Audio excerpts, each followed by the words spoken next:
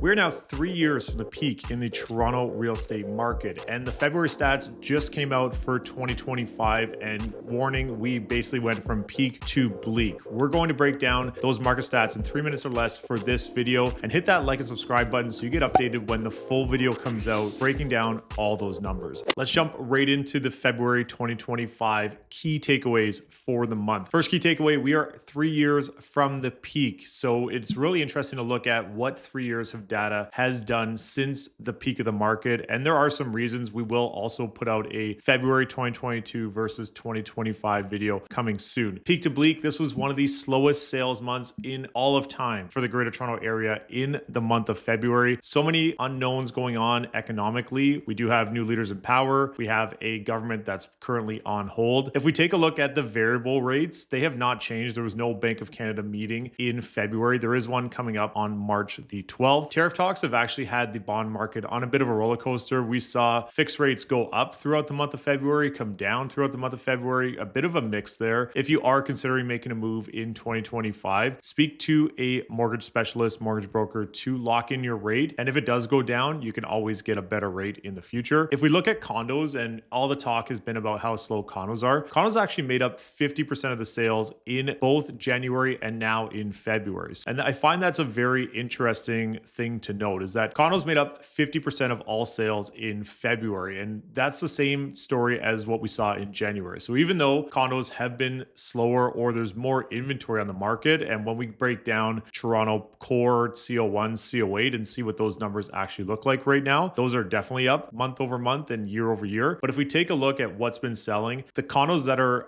the best layouts, the best value, those are the ones that are currently selling in today's market. For those numbers, sales down 33% from a year ago, active listings up 45% from a year ago. That's not the metric you typically want if you're a seller. If you're a buyer, it's definitely keeping things relatively slower, depending on what that product type is, which we will discuss shortly. Prices overall down about 4% Greater Toronto Area wide, and that's a big area to cover. When it comes to selling, price, presentation, marketing, just like in January, are absolute non-negotiables these days on the market. You have to look really good. You have to be marketed extremely well. And of course, price definitely matters, especially when buyers have a lot of options out there. You might be wondering why there's still offer dates going on in February with all this inventory out there. Buyers have seen everything that's on the market, and we are seeing offer dates on the best properties, unique properties, best locations. If we think semi-detached and townhouses, they're still pretty hot, and those are still getting offer dates on the best ones in the city. The detached market really depends on price point, but again, in those hot areas, still seeing multiple offers on those properties as well. If we look at months of inventory in Toronto, detached at 3.9, down from 4.13 in January.